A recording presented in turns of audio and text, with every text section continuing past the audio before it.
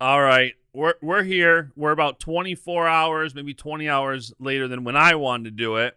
But It's a the long way day. Willie does these weekends, he doesn't sleep because he's in Idaho, and then he sleeps for 2 days straight. Well, I found myself up at like 3 o'clock in the morning on Friday night. I wasn't planned on staying up. I'm up. It's 3 o'clock. Oh my god! I don't know how you do that. It's wrestling starts my time at 8. So why go to sleep? Yeah. Listen, I'm in bed by like 9:30, 10. So the idea of just happening to find yourself up at 3 a.m. is it's too much. I But yeah, get we weird we sleeping had a patterns. we had an awesome weekend of wrestling.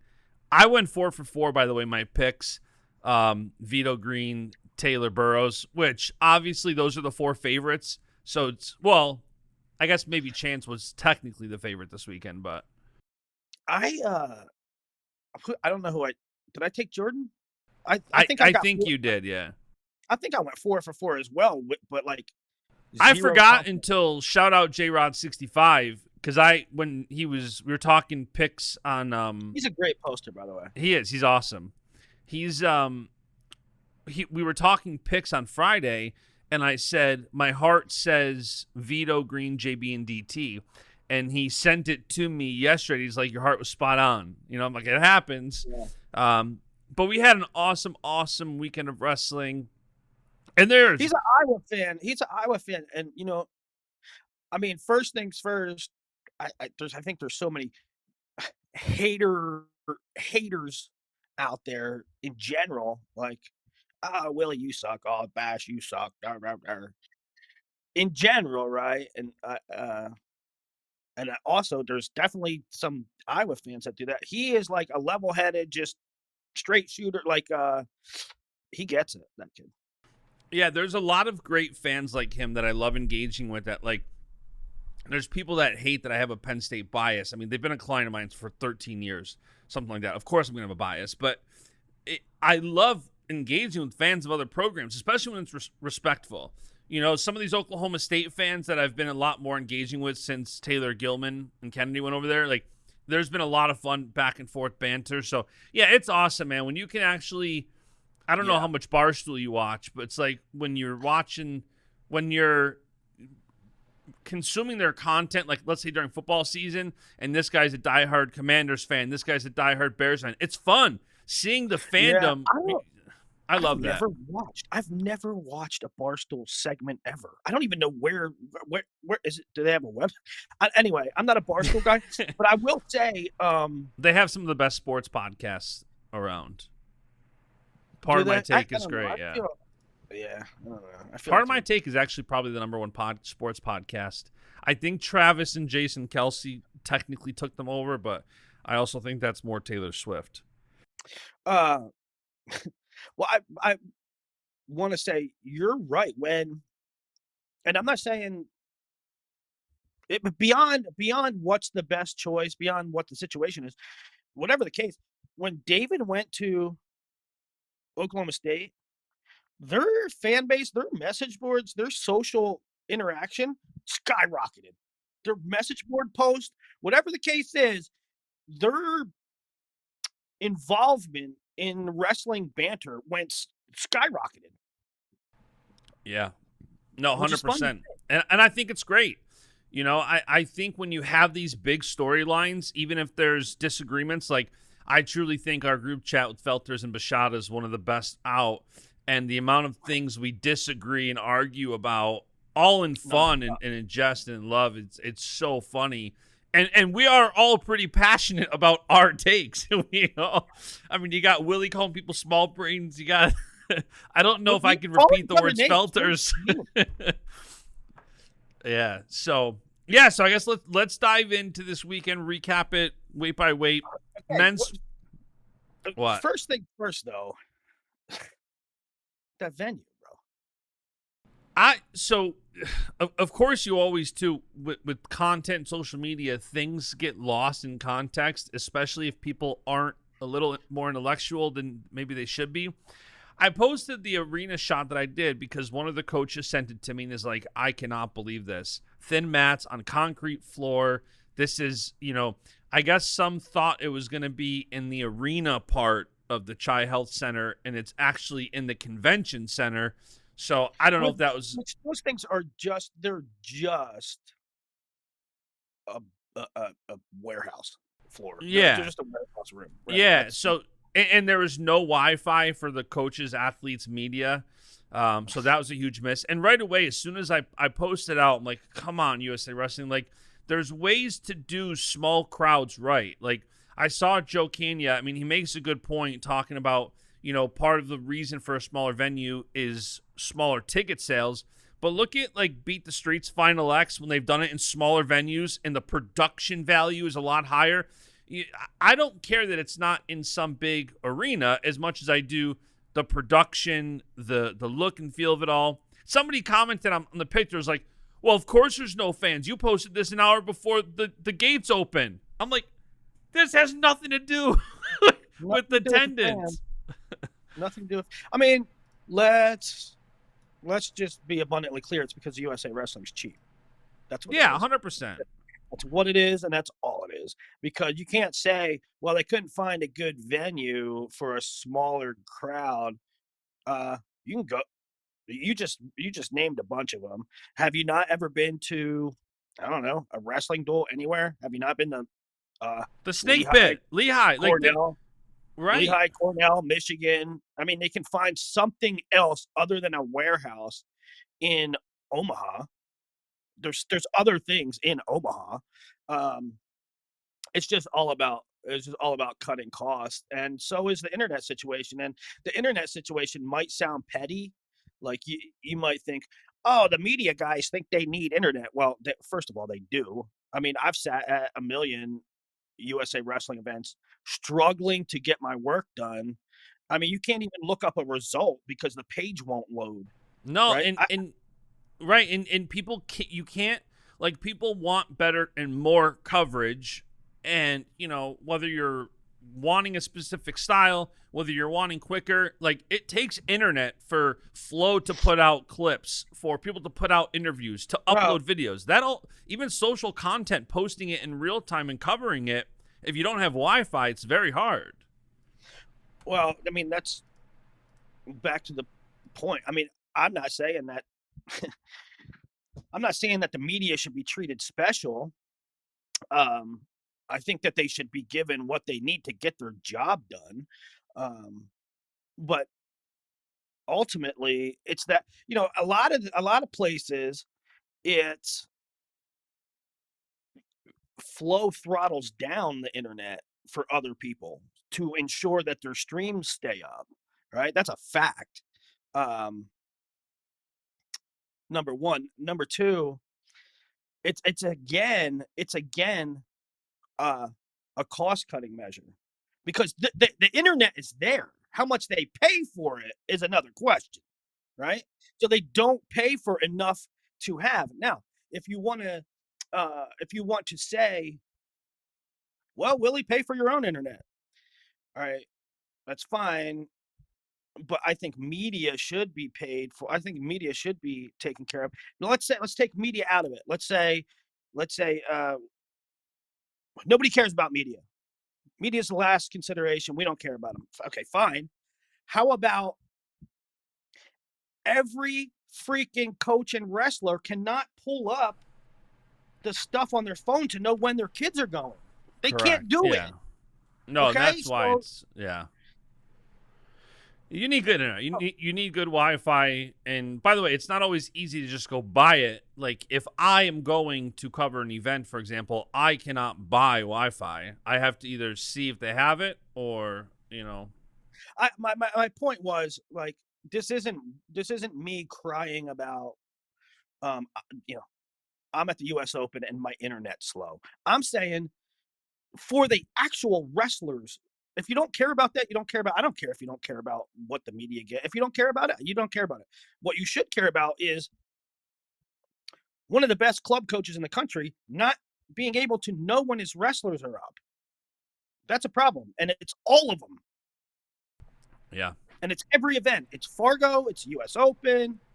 They can't. That's why I like a couple people were surprised they didn't go. I'm like, listen, between the travel from Rochester to Omaha, I lose Friday, Monday, and then, you run into a situation like that where, I think I put out, I don't know, hundreds of tweets, 15, 16, 20 graphics a day. Like, that stuff takes time, and if you don't have a setup, it's very hard to do. Yeah, and so that's poor, and people were saying, well, it's intimate, and you get to like be 10 feet from Jordan Burroughs. Yeah, that's true. But just the aesthetics of it, like, that does not look. You got Olympics champions and Olympians walking around, and that just does not say important. That look does not say important. You also, kids are savages with autographs at these events, and if you don't Yeah, have the separation at times of fans and I know. athletes, you want these Yeah, and then athletes to stay focused. you and if they go, hey, I gotta focus right now, then they're Yeah, they're not accessible. Then they're bad guys. Like, yeah, you know. yeah. I agree. So, be ready to go So weight by weight. let's go, baby. All right, 61 kilos, men's freestyle. The biggest storyline here is Marcus Blaze, without a doubt. I mean, Another just holistic thing. Four men's freestyle weights, and yet it felt like a complete event, right? Like you take the four men's freestyle weights, you take a couple storylines from the other styles, and what is kind of a small event was like a major. Everybody was yeah. talking about it, right? It was a big thing. So uh, while I'm poo-pooing the venue and stuff like that, it was really great to see the wrestling community behind non-Olympic weight tournament. Well, I And think the star power is the reason for that. You got David Taylor, Jordan Burroughs. You got the storyline, with a returning world champ Vito at 61, a returning world medalist at 70. I mean, the lineup was. This was one of those rare times where we get a lineup set, and I did not hear a single complaint like, "Oh, I wish so and so was going." This is the first time I've ever seen this. Like, "Oh, Vito, yeah, James, Jordan, and David are all going. We got the right team." We yeah, never hear that. There's always even an outlier. Like, there was none of that this weekend. yeah, that's a good point too. Good point. There wasn't any, right? There wasn't any like, why isn't this guy there? Right. Obviously, fans wanted their guys there. Oklahoma State wants Dayton Fix there. You know, but from a standpoint of like, we're sending the best squad, I feel like the faith was in the trials because overall, the outcome, you can't really complain about it at all. Yeah, yeah. So, yeah, at So 61, Marcus Blaze, just what a tournament for him. amazing, amazing. The kid keeps evolving. He doesn't have a whole heck of a lot of um hype around him for he didn't have a whole heck of a lot of hype around Correct. him for the few number of losses. I mean, he's only ever lost once in the regular season in high school. Um, but he didn't like at the same time and age, like a Yanni, a Gable, a Dayton Fix. They Yeah. were mega superstars. Blaze has this sort of lower profile, and now he's just boom. Did you see the Among the graphic I put out after Saturday? what I was did that? a graphic of some of Marcus Blaze's wins over the past year. World teamer Nashawn Garrett, world silver medalist Dayton Fix, Seth Gross, Luke Lillidahl, Matt Ramos when he was ranked number 1, Nico Megaludis, Jax Forrest. I mean, that is just It's unbelievable.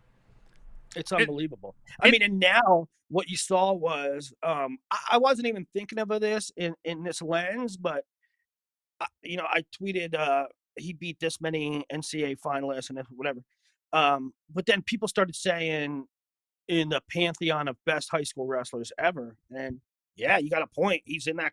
You have to think about him through that, right?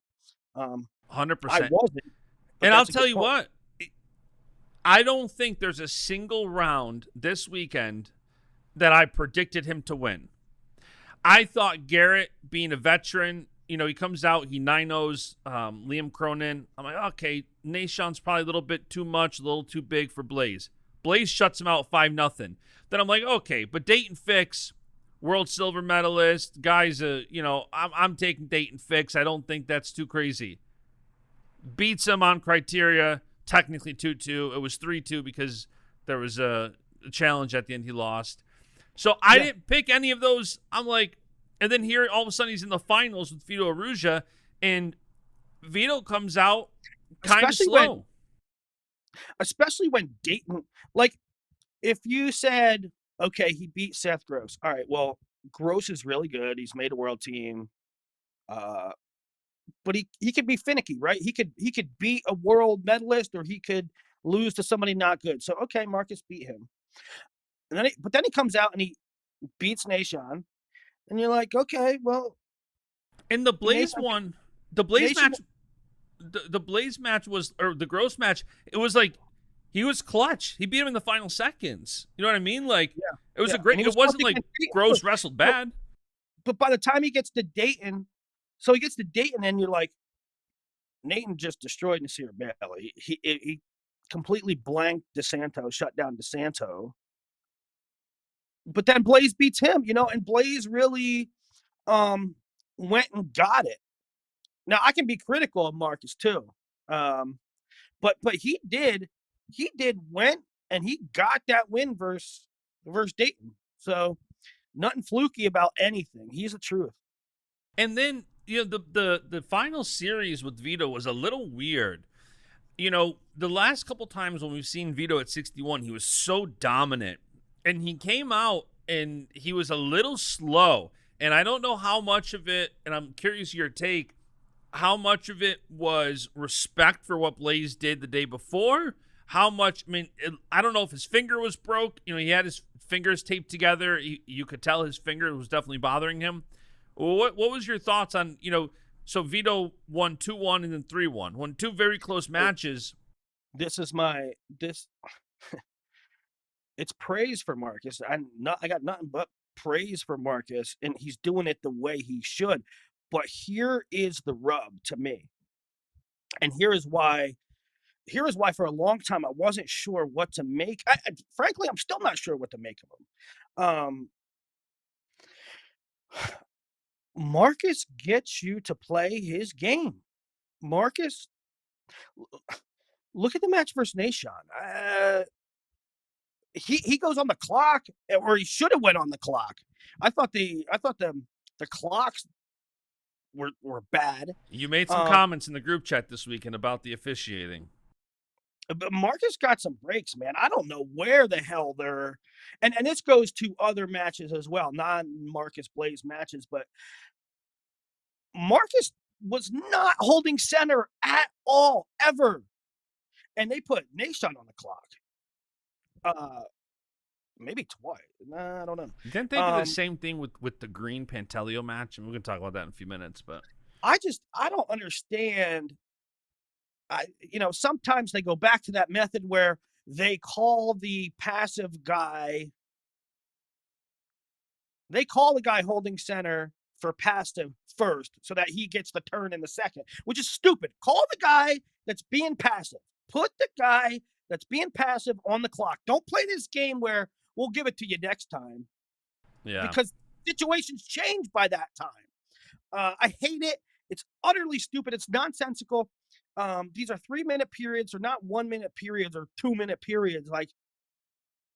Anyway, the point with Marcus is he did not hold center. He did not hold center, but he was able to get you to sort of chase and stay away and keep the match close, and even give up a few penalty points. Now, he didn't against Nashon because I thought the calls were stupid, but he got in trouble with Fix, same way.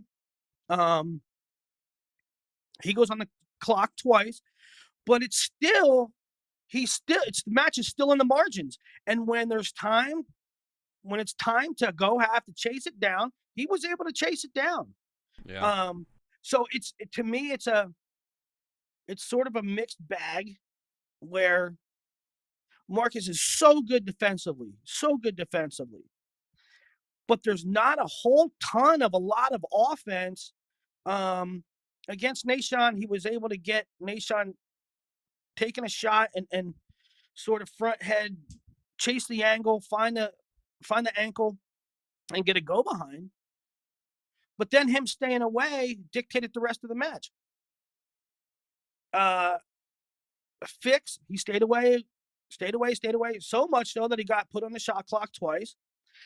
And therefore, it was a 1 takedown match, 1 point, 2 point match at the end, and he went and got it. And against Vito played the game with him. I said to somebody before the finals, do you think Blaze will beat Vito? And I said no, because here's why. And I was wrong. I said no, because here's why. Vito will mix it up. Vito will get in these scrambly situations, and Vito will win them. Marcus isn't that yet. Marcus isn't winning these wild scrambles, freelancing. He's meat and potatoes right now. Now, I was wrong. That never happened. But that's what should have happened. Once again, Marcus Blaze had his opponent playing his game. And that's the way I saw it. I don't know if it's just me, but Vito looked sizably bigger than Blaze. And I'm like, this is Blaze's kind of natural weight. I mean, what do you win a state title at? 32? But for some reason, Vito looked so much bigger than him. Did you see that or no? No, I think Marcus is kind of big. Maybe Vito's just tall, and that's what it. I think Marcus will go up to 38 even. Why is you're the recruiting king? Why is Marcus Blaze not committed yet? I like it. I mean, I think Marcus is taking his time. Things change all the time, and you know, like if you're ranked 50th, if you're ranked 75th, if you're ranked 100, and I don't know, School X is recruiting you, School X might have the leverage to say, listen, we're trying to get, and justifiably so. I'm okay with coaches doing this, by the way, because they need to get their thing figured out. But they might say, listen, we love you, we want to have you, but we have other guys on the hook. We'd rather have you, but we got other guys on the hook. And if we miss on you, we might miss on this other kid. So yeah. we really need to have an answer, man. We have limited scholarships. We need to make sure we get somebody in that spot. And that kid might say, you know what? Okay, I'm gonna come to you. I got to make my decision now. Marcus isn't in that situation. Everybody's going to have a scholarship, an opportunity for Marcus Blaze. And so if you're Marcus, take your time. And, it's funny because they told me a long time ago, we're going to take our time with it. We're not even really thinking about it. I mean, we think about it, but it's not a pressing decision for us. And I was like, okay, maybe they'll do it midway through the year. Okay, maybe they'll do it right before their junior year. Okay, now they're entering senior year and they still haven't done it. And maybe it's because he wants to make sure. Maybe it's because I don't know the full answer, to be honest. I don't know exactly what it is, but I'm okay with him taking his time. I mean, he's the only kid in the top 20 in the 2025 Big Board not committed, right? Yeah, and we haven't seen. It's been quite a while. I don't know if I even have receipts of like when's the last time this happened, but I don't recall a top 10 kid going this late for a long time.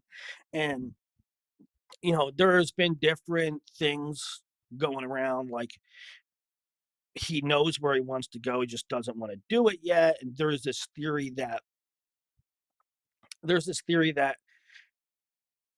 he knows where he wants to go, but he's training at Ohio State and he doesn't want to tell Ohio State no while he's training there. I mean, that's one theory. I don't know.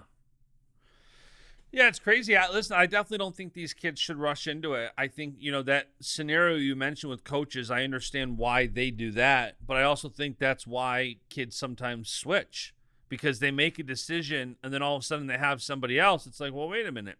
I made that decision potentially because I wasn't being rushed into it, but it's kind of had to Well, make a decision in the situation you just described.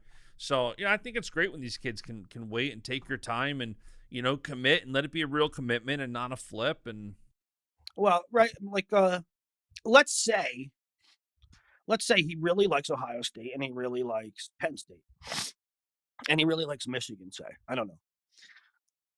If he would have made his decision when everybody else did, he might not now have to say, "Well, wait, I don't have Thomas Gilman," right? Um, totally. if he did make his decision before, Logan Stever might have went somewhere else, and then he would have made his decision and said, "Wait, I don't have Logan anymore," right? So there is obviously a benefit to maybe Nick Lee comes on board, and which he did, and maybe Marcus goes, "I always loved Nick Lee's style. I think I would love to work with him," right? All these I things. I think that's the case with Jax Forrest. I think him and Gilman have a great relationship. I personally think he's going to end up at Oklahoma State. I have absolutely zero insight of that. But if you look at their social engagements and how Forrest really follows Gilman and looks up to him, okay, I could see that. And that's a prime example of if he was considering Penn State and you have RBY and Kennedy and Gilman there, definitely. It's now more than Right? ever. Wait as long as you Well, I can, mean, I think. let's just say that let's just say that tomorrow Iowa adds, I don't know, somebody on staff that Marcus Blaze just absolutely loves. Yeah. Then it's not too late for Marcus Blaze to think about Iowa. I mean, these are options, right? He keeps his options open, so Yeah. uh, So, nothing wrong with it. but aside from that, Vito Arujau is going back to Worlds. Again, he didn't really get to that offense that was so dominating all throughout 2023. I'm hoping. That's what I'm getting at, man. It's so crazy to me now. It's so crazy to me that he got veterans, that Marcus got veterans to play his game. Yeah. I mean, listen, Marcus navigated that bracket with very little offense. He 9 NCAA finals appearance, 4 world team spots. I mean, and you can go back. Seth Gross made a cadet team. Dayton made a team at every level. Very experienced. And here's this high school kid that's dictating the pace. It's He's wild. dictating very, very low volume offense.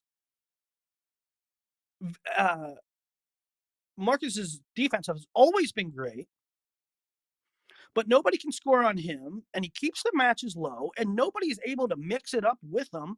There was like he went through that whole thing, and there was no flurries. There was there was no flurries whatsoever. It's sort of mind blowing. I thought there was one with Blaze and Vito. Maybe not. I mean, there was a situation where I think Blaze got in and Dayton's hanging over the top, maybe. There was one or two situations Yeah. where Dayton kicked loose from a shot, but you know, you didn't see these, you didn't see many, and you didn't see big exchanges. I don't know about you, but this weekend for me, we talked about it. We've talked about it for literally the past year, all the retirements that were going to come this year. And we'll talk about Derringer in a few minutes, but I don't know what it is. I don't know if it's that we likely saw the final retirement of the year with Derringer, but the juxtaposition of Derringer retiring and Marcus Blaze having the tournament he did really kind of showed me a picture of this transition into the next quad where you have Yeah. forces like PJ Duke, Marcus Blaze, Jax Forrest, these young guns that are 17, 18 years old, and they're already a force in the bracket. And you're seeing these guys retire, and we're getting a glimpse of what this next squad is going to look like. And it was pretty fun. Yeah. Yeah. And man, you saw so many. I mean, Jax Forrest was a factor, right? Jax Forrest had a really tough match with what was it, 9-6 with DeSanto. someone DeSanto, right? I mean, a veteran. So you see guys like Lillidaw, Jax, Bo Bassett obviously is coming up, and you see older guys now. Even Derringer retiring and Jordan didn't retire, but he's at the end. Yeah, I assume Jordan and David are going to compete the world championships and be done, but yeah, so that's 61. I guess PJ Duke is a good segue into 70, which turned out we knew it was one of the biggest weights this weekend, and it was a lot of fun. I mean, we had everything from PJ Duke, young gun, making it to the semis, to Jordan Oliver back beating Bryce Andonian with a crazy 4 at the end. What were your thoughts on this weight? I thought it was super fun. My first reaction, the first thing I noticed was that James Green was moving really well. So you obviously you watched the early rounds and you probably didn't think that Jackson Arrington, as good as he is, was good. You didn't think James was on upset alert by any means, but you definitely want to see how he's moving, because since he came back, he only, he had hip surgery, comes back, he's a 65 kg. We all know that he's a shell of himself at 65 kg. So let's see how the king of 70, let's see how he's moving. And he looked great. He looked like he was. By the way, and to that point, one of the biggest things that kind of surprised me was how good he looked off the scale. Because if you look at Pantelio, who beat Dylan Morton or something, 3-3 on criteria off the scale, and at the same time you see James Green 10-0 Arrington in like 40 seconds, you're like, wow.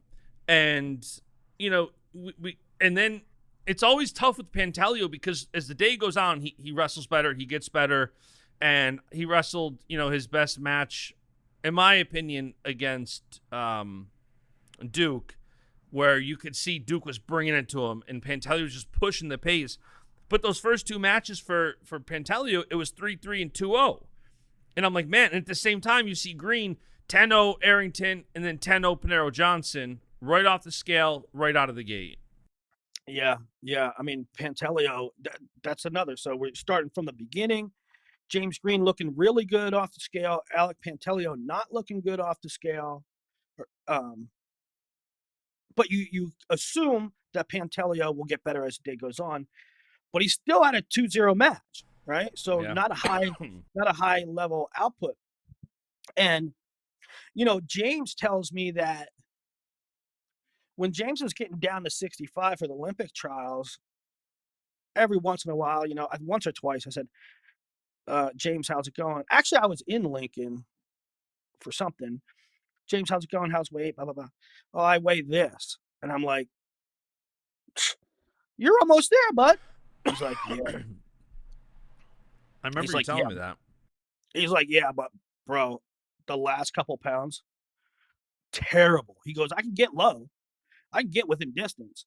And then the last couple, nightmare. So for James, 5 kilos is night and day. It's complete night and day. Well, you can see, because even I tweeted out about Pantaleo. I'm like, man, and you saw it in the best of 3 series, the first match, Green comes out, 10-0s him right out of the gate, and the next match was only 2-1. So and there was 4 hours in between that match. I'm curious if Pantaleo goes up to 74 next year. It seems like 70 is his natural weight, but it's odd that up at 70, he looked so rough off the scale. I mean, Alec's so good, man. You look back and the kid just never gives up.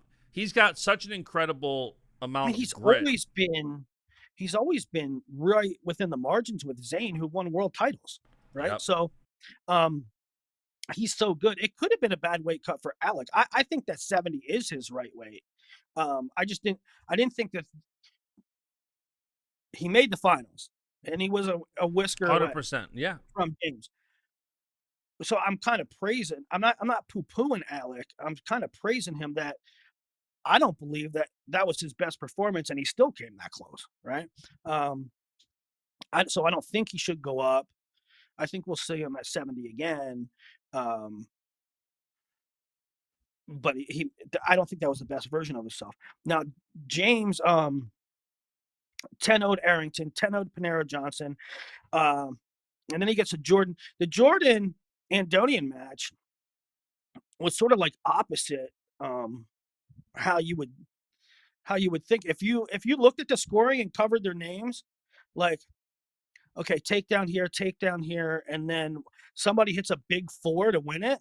You would think that would be Andonian, but it was Jo with a nice duck, body lock, and a four.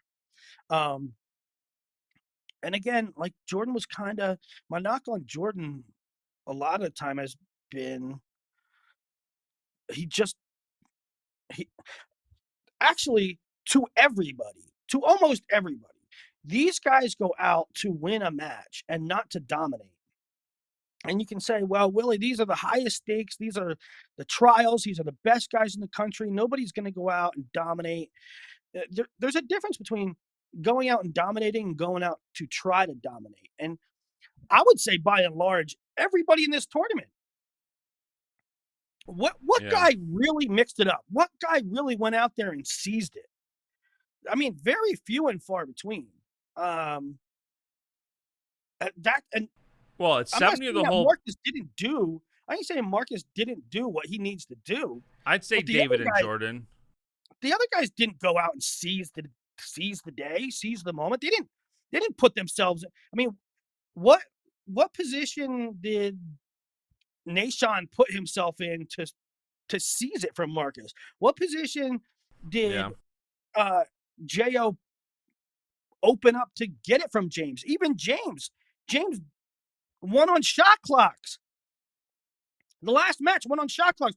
Totally uneventful match. You could make a case. You could make a case that those points were given to him because it was really dicey on which guy was being passive. It was really dicey on like if they would have called James for fleeing, would you have been upset? He was kind of fleeing at the end. Yeah. Well, that's why Pantelio, it's like it's so. I mean, last year it was the same thing at the U.S. Open. Remember, he got pinned by Jacob Butler in the first round, and then shout out him, U.S. Open. Don't see that many guys wrestling back. He won like 6 or 7 matches, took him all the way back for third. So sometimes, as the day goes on, he's looking better and better. In that second match, he looked a lot better. Where after that first match, I'm like, okay, James Green, like just give it to him right now. But Yeah, Pantelio brought it. When we opened the show and there was these overarching things, right? And we said venue and everybody's in the pool, all the stars were out. And one thing I did want to say about the overarching thing is there was wholesale lack of points. There was not a lot of crazy action. Uh, I mean, let 61, 5-0, 6-0 in the semis. Two of the guys, now 5 and 6 is fine, but two of the guys didn't even sniff a point. I'd say 92 had a lot of scoring. Blaze and Fix, no scoring till a second left. 70. Pantelio makes the finals with scores of 3-3 and 2-0. Well, that was to get to the quarters. He did look a little better against Duke, but I mean, 92, Hidley and Taylor scored 10 points plus on every match, except for the one where Taylor pinned Coleman early. But I mean, Taylor put up 10-0, 6-0 pin, 10-0, 10-6. yeah. Hidley put up 12-2, 10-0, 12-1, 10-6. But Yeah, David's a bit of an outlier. David's a bit of an outlier. Trent scores often. Trent really goes for broke at all times. But yeah, which we'll talk about in a few minutes. yeah. But yeah, there was a lot of low scoring, I thought. Yeah, overall there was definitely a lot of that. So James Green back on a world team for the first time in a couple of years. He hasn't medaled at the world since what, 2017? He was 7th once, 13 twice. But I'm optimistic. I'm really optimistic this go around. Um, I mean, there's a couple things working in his favor. Well, what's working against him is 70 internationally is a freaking awesome weight. There's a lot of guys that are just uber athletic and really might be one of the most entertaining, most skillful groups in the world. So that's working against him. Working for him is a lot of those guys sucked down to 75 or 65 or went up to 74 and are ineligible, right? Yeah. Um, Yeah, for the casual fans asking, by the way, why they didn't see certain people, Olympians could not enter this tournament. So anybody who was at the Olympics couldn't, same internationally, any Olympians cannot enter the World right. Championships. So that cuts some guys out of the field at Worlds, and so that's one thing going for him. Another thing going for him is you might say, well, he hasn't medaled in X amount of years. That dude was wounded. That dude was he was 50% of himself because of that hip for years. So now he's feeling Yeah, I'm great. I'm So I'm really curious to see where he's at on the world level. I think he's going to be right in the mix. I think he's going to be absolutely in the mix Yeah. for a medal. All right, that's 70. 79, maybe my favorite weight of the weekend. Not just because Burroughs is my guy and I could not be happier for him making this team, but man, there was a lot of different fun, even on the backside.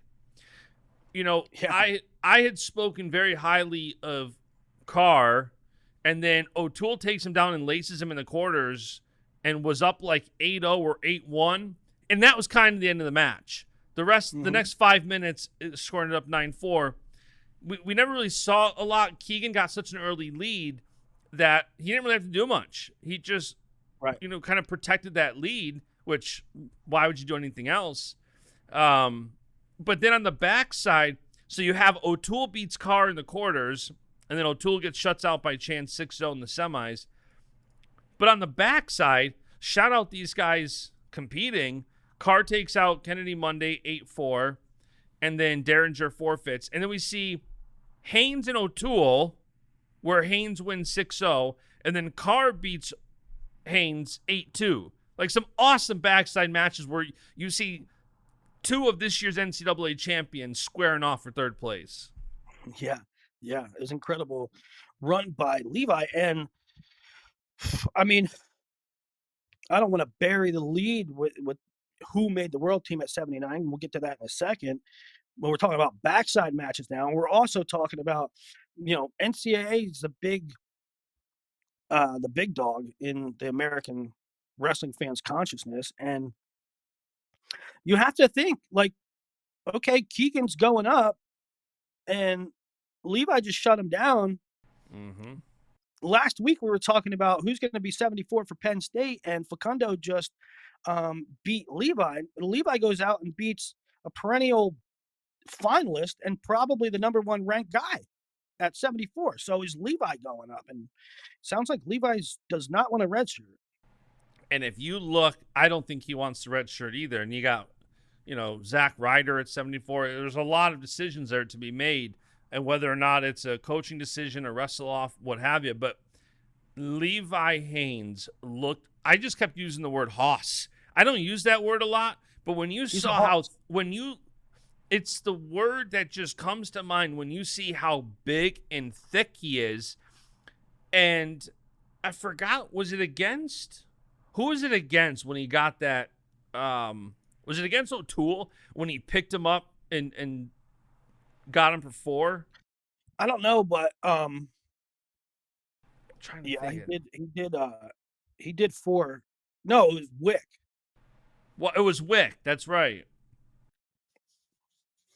But what I noticed was how he wasn't like close to scoring on Burroughs or like taking him down, but he hadn't fighting the hell out of him, Something about Burroughs when he wrestles NLWC guys.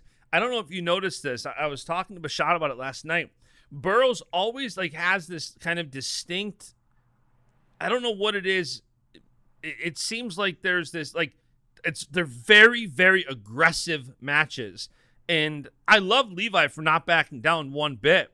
You know, Levi was bringing it to him, pushing the pace, trying to frustrate Yeah. him, trying to control it. I mean, Well, remember on a show previewing the tournament, I think it was the last one we did to preview the tournament.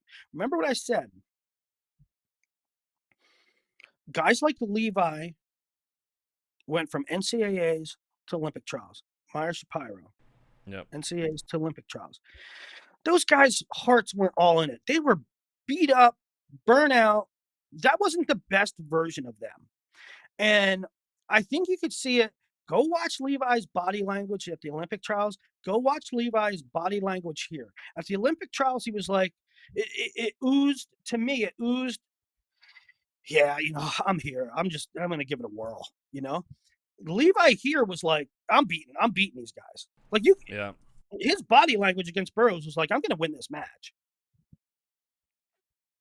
Random question, because I was looking at it.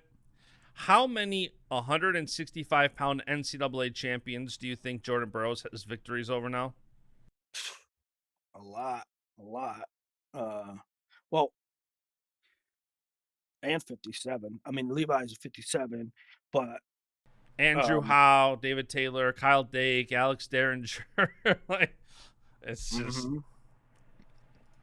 yeah. But yeah, Jordan and Chance. Chance looked so good heading into the finals. It's a funny thing.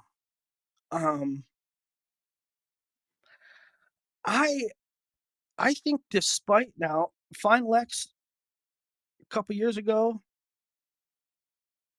Chance wins. Non-Olympic weight worlds, 24 hours ago, Jordan wins. Am I crazy to think or say that Chance was better yesterday than Final X 2 years ago when he won? I think he was better. He just didn't happen to win. He won a year ago. He lost 2 years ago. What I'm saying is, I think the version of Chance we saw this weekend was better than the version of Chance we saw when he won. I don't disagree at all. I mean, if you say I'm wrong, I'm not going to fight you. I'm not going to die on that hill. But I liked a lot of what I saw out of Chance this weekend. Yeah, he's a guy who I have just historically rooted against him because he typically goes against some of my close friends, Burroughs, Chenzo. And so a lot of times I'm watching Chance, I'm rooting against him because I'm rooting for my guy. And Chance is so good. His IQ is so high. He's so positionally sound. When, we were talking grounding before we started recording, because grounding frustrates the hell out of me, especially somebody as good as Chance that knows exactly how to leverage it. It's frustrating. And I tweeted out, grounding's so stupid. And then immediately I see a Willie tweet, if you don't like grounding, you're a small brain. I didn't. That wasn't shade.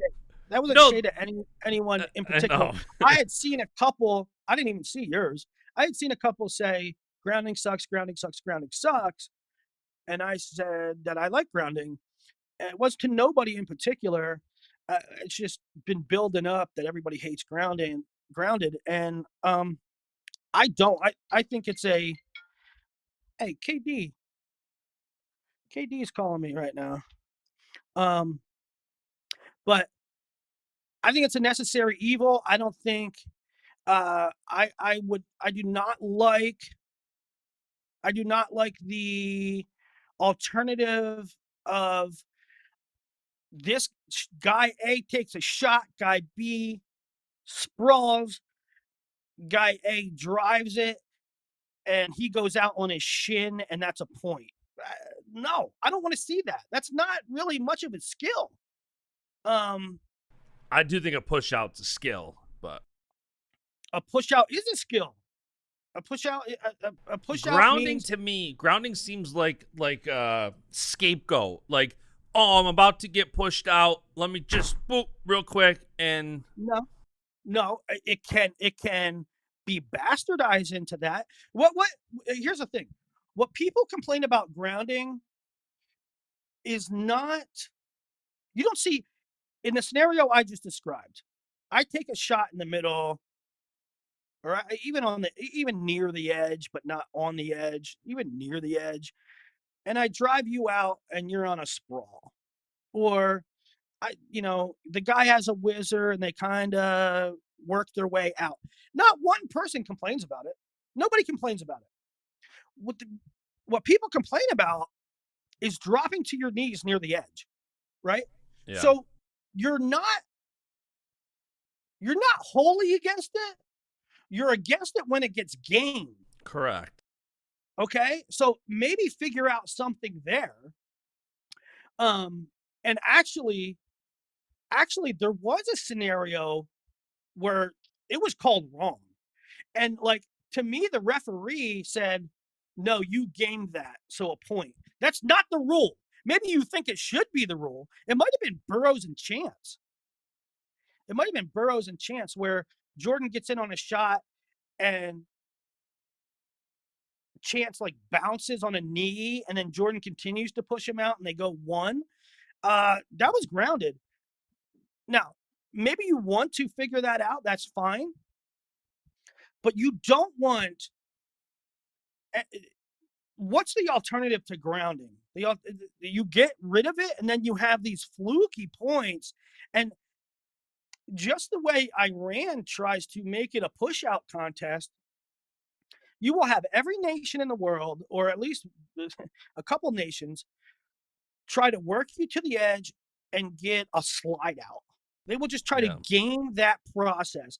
And so, you guys crying about the grounded rule that you're not totally against, but you think you're against, think about the alternatives. If we don't have grounding, it's going to be a game that you don't want to see. Yeah, again, it's I've noticed that admittedly when my bias is in play, like I'm rooting for Burroughs and somebody as sound as Chance is leveraging the way that you can game it, that's when it's definitely frustrating. By the Well, way, keep in mind, from where I sit, Jordan does a fair bit of grounded himself as well. totally. And you're not going to hear me complain about that. When it works for our guys, whether it's Jordan or anybody, when we do it internationally, I'm always like, "Oh, he's grounded." Like it's great when your guys do it. It's an extremely frustrating rule when I the opponent does 100%. it. 100%. I don't disagree that it's frustrating, and I don't disagree that it gets people out of trouble. I'm just saying if you abolish it totally, it's going to be silly.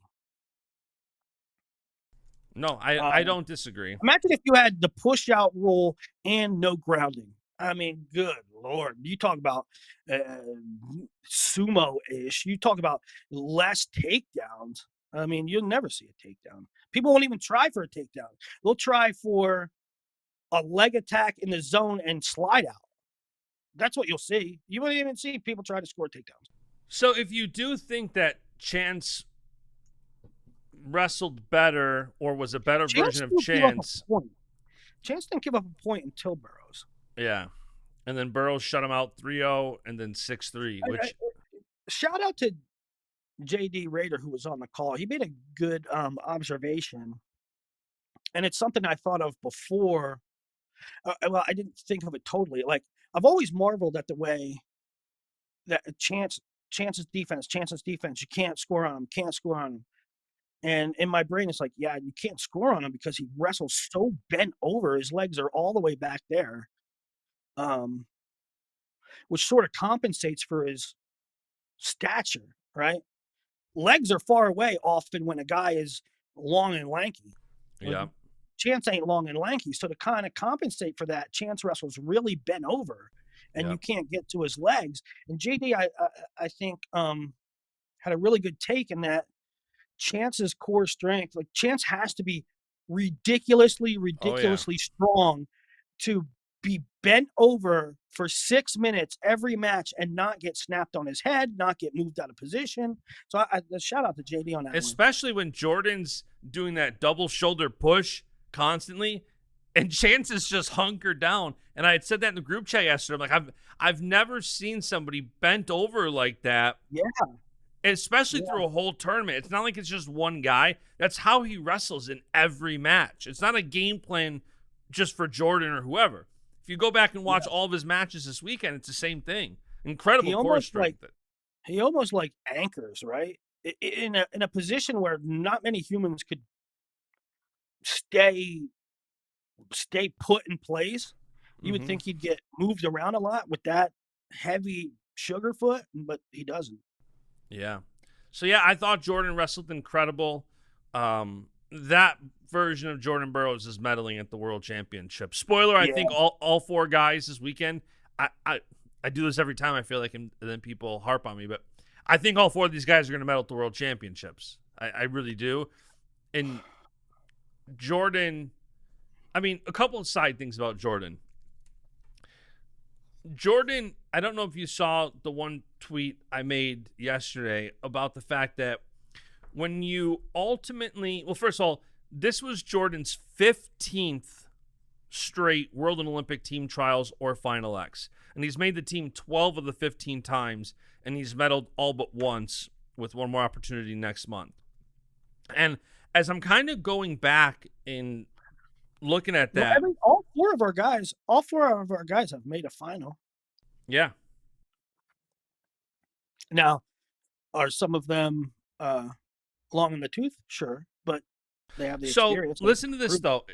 So the way I tweeted it out was when they hopefully, Lord willing, make the 30 for 30 on Jordan Burroughs, one of the greatest athletes of all time, and you look in hindsight at the dominance it took and how impressive it is in hindsight that he kept Dake and Taylor off the team for all those years before they both went up. How crazy is it with Derringer retiring that Vincenzo Joseph, two-time NCAA champ, Jason Nolf, three-time NCAA champ, Aymar, two-time NCAA champ, Alex Derringer, three-time NCAA champ. All four of those guys now retired without a single combined world team appearance. And why? It starts with that Burroughs and then Dake Taylor and that kind of top of the triangle. I truly believe all four of those guys could have medaled at Worlds one year or another. What about Hal? Did Hal make a team? No, I don't think Hal ever did. So he kept Hal off too, right? Because, yeah. Which is crazy. I mean, I was thinking about those four guys in particular. But, you know, when somebody like Derringer retires, you're like, man, this year you had Chenzo, Nolf, and Derringer all retire. All those guys I could see medaling at the World. Absolutely. Worlds. I mean, look at some of the guys. Look at some of the guys internationally. Like, one of my things with Ringer is he never made a team, so I don't think like his international potential or his international reality is not thought of as highly as it is. But Ringer has beaten some dudes internationally, right? Hal beat some dudes internationally. And by the way, like there's also, if you think in context about how good they are, and sometimes, listen, your draws matter, and sometimes, you know, you fall into a bracket, whether you win or lose. Like, these guys at their talent, I truly believe that Nolf just beat Burroughs, lost a close one to Dake after tearing his MCL in the first match. Like, if Nolf could have medaled at the Olympics, I truly believe it. And, you know, it's not always a tit for tat with international competitions, but it's crazy when I was just thinking about those 10 NCAA titles did not equate to one world team. And a lot of that is Burroughs, Taylor, Dake. It's crazy. Well, I mean, yeah, even guys in this bracket, O'Toole won a world title at an age group, you know. Carr won a world title at an age group.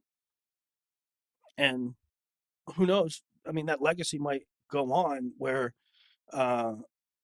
O'Toole, Carr, Levi make senior world teams in the future, and they're part of Jordan's too. Like, they were in his brackets. Yeah, totally. So, It's going to be crazy. I'm so excited for Jordan. He gave a very raw, emotional post-match presser that's worth watching. You could tell this one meant a lot to him. He was tearing up. He let out a couple tears. Um, yeah, I'm happy for him. Yeah, yeah. Very happy for him. All right, Very happy. I mean, 92. it would have been understandable at his age and his trajectory, and it would have been understandable if he lost in a semi or lost in the finals to Chance, who he lost to before. But um, seeing him win it, I mean, that's like storybook stuff, you know. You know what he said to me a couple days before, like Monday or Tuesday? I thought it was interesting. I was talking to him, asking him how he feels, and one of the things he said is, I'm going to be a hard out for anybody in that bracket. You know, his mindset is just that. Like, I'm going toe to toe, and I'm going to be a hard out for anybody. Like, it's like you That's said. crazy. That's crazy that he said that. That I mean, was it's verbatim what he said. out of character. It's not out of character for Jordan. It's funny that when you said hopefully they do a 30 for 30, it's like, man, if they interviewed me about Jordan Burroughs and 30 for 30 and his legacy and his story, I would say toughness. Everybody wants to say athleticism and skill and intelligence, which is all true.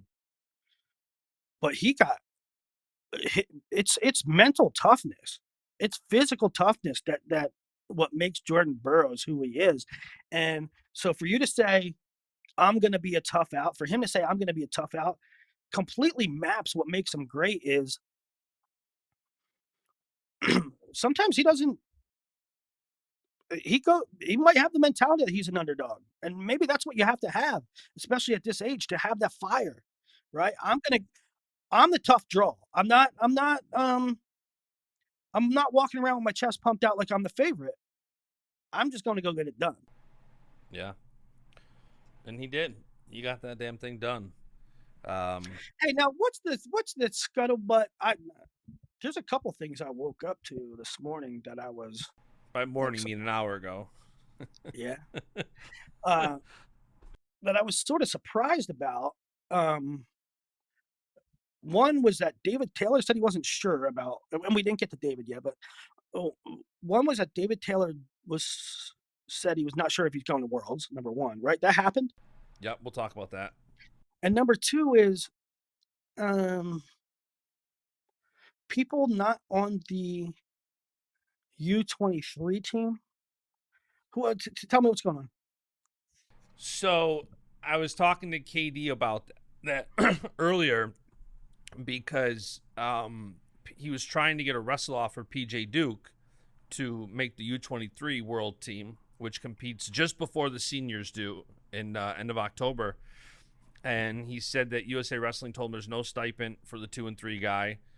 And PJ Duke and Marcus Blaze cannot challenge for the U23 spot. And why is there no stipend? I don't know. And, why is there no stipend? So there's where did the stipends go to? I don't know. Every year there's 10 weights and there's 30 stipends. I know. And Blaze is already, I think, on the national team. So I don't fully know with that. But yeah, it's weird. And so Blaze isn't. So what you're saying is Blaze isn't on the U23 team. So Blaze could have been. So Blaze made the national team at 57 kilos at the Olympic trials. Because of that, he could have accepted the U23 world spot at 57, but he had to do it by June 17th, which was also when Messenbrink declared it. If you didn't declare it by then, you lose that opportunity. Apparently, Duke and Blaze, or at least Duke, wanted to wrestle off Pinero for the spot, and USA Wrestling said, no, it's too late. Well, typically, I don't think you even have to wrestle off for the spot. Yeah. I mean, Dustin Plott the other year. Well, Messenbrink and Blaze didn't have to wrestle off. Messenbrink was given the spot. He earned it by making the national team at the Olympic trials. He didn't wrestle off anybody. It was the same thing with Plot the other year. Plot won uh, the trials, but was not allowed to go because it was a Penn State guy. Was it Starachi or Brooks? Or it was a Penn State guy uh, that made the national team, and so they got the spot. So what's different now? I know. I don't know if it's so close declare? But if you're gonna have a world team trials, and we're still like 6 weeks out from it, so I don't know. Yeah, I was just talking about just before we started recording, so I haven't talked to him too much more about it. But yeah, maybe they had to declare. I mean, obviously, Duke at the time couldn't declare because it didn't happen. Correct. Yet.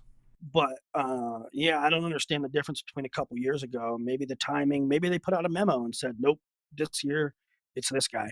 I don't know. It sounds silly to me, but also, I mean, the stipend thing is way stupid. Yeah, I don't understand that one either. Not that it matters because they give about 4 cents a month, right? But good gravy, they're so. That's probably what KD was just calling you about 10 minutes ago.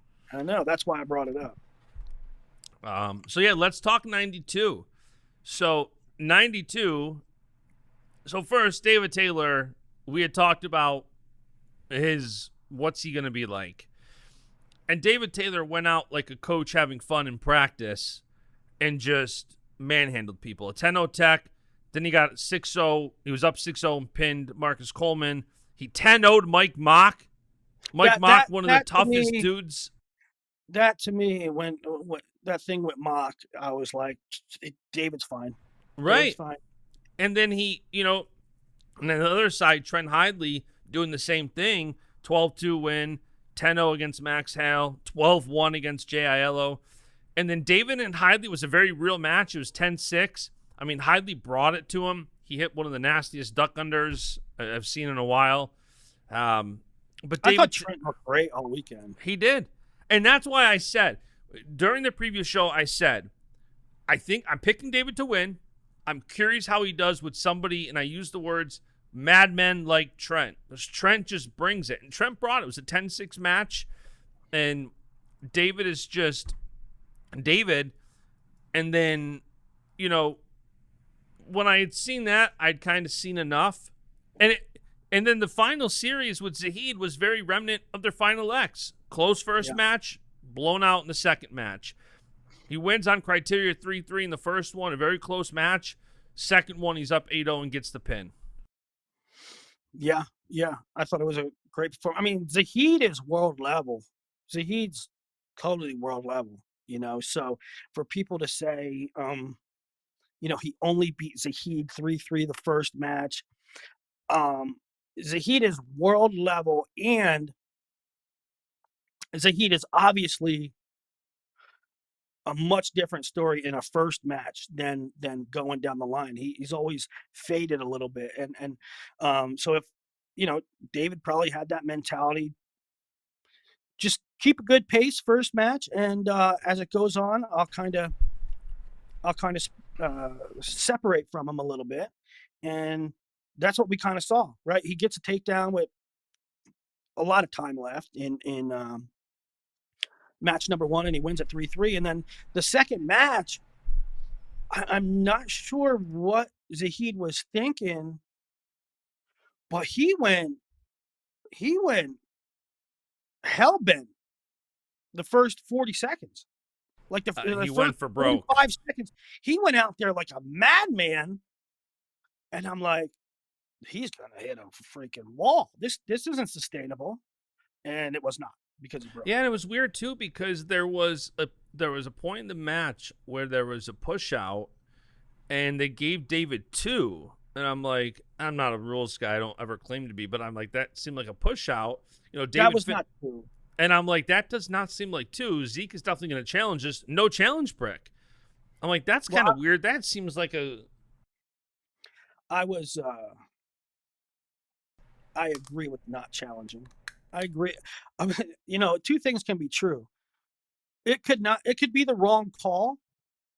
Sometimes it could be the wrong call, and the right decision not to challenge. And I think that it was the right decision. Listen, a Zahid David Taylor match, 1 point isn't going to make it. It's not going to be the margin. Right. Now, you could say, well, because Zahid has a history of sort of fading late, he could use a longer, call it. Hopefully we get the call and it's 1-0 instead of 2-0. And plus, it'll give him a break. But it was 45 seconds in. I know. Yeah. No, he definitely went for broke early on in that match, and David Taylor just putting an exclamation point this weekend. And David had an 8-minute video that I tweeted out. I posted on Facebook. If you want to go watch it, where he did a post-match press conference video, whatever, and it was really insightful. David had said that essentially he wasn't wrestling this weekend because he's chasing another world title. He wrestled because of a couple reasons. Which is what I said. One is he did not like the way he wrestled at the World Team Trials or at the Olympic Trials. And as he was back in the room, he said he's kind of been holding on for a couple of years, not wrestling a lot at all, which is what we've been saying. And now that he's back in the room every single day, preaching the fundamentals, he wanted to go out there and kind of practice what he was preaching. Yeah. And that's why he said like that. And that's why, I came here to wrestle. And, then they said, like, that was the first question, like, what went into this? And the second question was, they started talking, I don't know if it was about gas and pour or something with the World Championship. It was like, well, I don't know for sure if I'm going yet. And I'm kind of like, wait, what? Yeah. I didn't expect that to come. And he said that this truly wasn't about winning a world title. He said his focus is winning an NCAA championship. And he's like, I haven't thought that far yet. I'm going to go back, talk to the team, talk to the AD, and we'll make a decision. Now, I think there's some truth to that. I also think we talked about whether you agree with it or not, there's going to be scrutiny. When a head coach gets a big job, there's going to be scrutiny. Now, knowing there's going to be, I think he's handling it as well as he could. Saying that, it shows you he's reiterating his commitment to Oklahoma State. And you saw D. Lockett, he quote tweeted right away when I put out, Taylor won. He's like, boom, Coach Taylor. Like, you can tell the team's excited about that. And he had said he's going to go back. And by the way, there's also, I'm sure you know more about this than I do, but apparently that's a big recruiting weekend. And somebody had DM'd me like, yeah, my kid's going on an official visit that weekend of Worlds. I'm very curious. We're very curious if he's going to go and wrestle or what's going on with that. Yeah, I had somebody when it was rumored that David was going to enter this. I had somebody reach out and say, "Hey, we were looking at Worlds, and when David would be competing, we're supposed to be in town for a recruiting trip." And I said, "Well, I get it, but if David wants to try for a world title, you shouldn't feel bad about that. You can meet David Taylor another time. David, if you're going for a world title, you're going for a world title, and you can meet David Taylor another time." But I think, to me, I always maintained throughout the whole thing was I don't think that training up to this point had a whole lot of impact on. I don't think it resulted in any neglect from the team, any. It didn't take away any planning from the team, any development from the team, any administrative things. I don't think anything would fall through the cracks, and I do not. I'll say the same about another weekend in October. I don't think that David going away for a week to participate in one last tournament would result in any neglect, any bad feelings, any bad sentiment. I don't think there'd be result in anything negative for Oklahoma State wrestling. I do not feel that way. Now, if David doesn't opt to compete, he doesn't opt to compete. But I don't think that if he does compete, that there's any I don't think he's not competing. There's just no way. This only rallied up the troops and fired them up even more. one of the things that Oklahoma State has been doing a great job with media. Fantastic meeting. It's essentially propaganda at this point. Like, they're doing a great job of getting their message out there. And shout out Baschamania. He says Baschamania is just wrestling propaganda, and I've thrown in the towel. I admit it. It's all propaganda, right? Yeah. So, Yeah. but I mean, one of the interesting things in one of the videos they put out is that I can't remember who it was. Maybe it was Dustin Plott that said, like, him going through this motion and wrestling to train, he's wrestling the guys harder. Maybe it was Kenny who said it, I can't remember, but he's wrestling the guys harder. He's training harder. He's having a bigger impact. So there's definitely both sides of it. I also understand the side to it of I've also said from the beginning, and this has been a common theme in our group chat, like, if this is a one and done, it's a very different story than him fully coming out of retirement. Based on what he said, it does not sound like he's fully come out of retirement.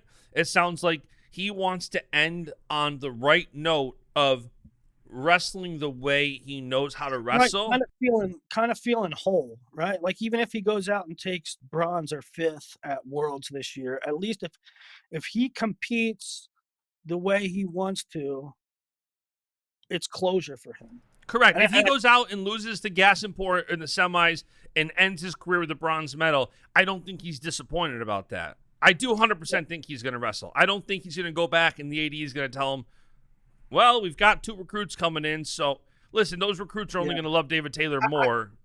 I think it does. I think the fact, and I was always this way, like when it got put out that he was going to compete, I said, and some people said, well, this could mean he's going to compete for the next few years. I said, I don't think that's the case. And I think that David saying that he's not sure if he's going to Worlds this year, I think that pretty much sticks a fork in that, right? Like, if he wrestles at Worlds this year, it'll be his last. I agree. That's what my gut says too, based on his age, based on taking the job, based on, listen, I don't think he's going to. It hasn't been that long since he was fully trained. I think if he goes now from, let's say, October to, he's going to have a while to next June, probably for the World Team Trials next year. Like, I don't see him medaling and then showing up to Final X next year. I think this is a one and done too. Yeah. And by the way, actually, that's a good point. If he medals this year, he's in Final X. But he would have to declare it by like May or June. So we would know by then. But yeah, he'd automatically be in Final X next year. And I think Brooks would go to the semis. I think. Because Brooks is moving up. Yeah. That's funny, right? You got Brooks beat Taylor and won a medal, but David wins 92 and he wins a medal. But it's not Brooks that sits in the finals because Brooks is moving up. That's goofy. Yeah. Or maybe Brooks stays at 86. Wrestlers have been known to change their minds. It wouldn't be... They have been. So, yeah, what a squad. Vito Arujau, reigning world champ. Wrestling. James Green. And you know what, too? It was on an island. It's great when these events are on an island. There's not much else going on. The whole wrestling fandom is focused on one. It was really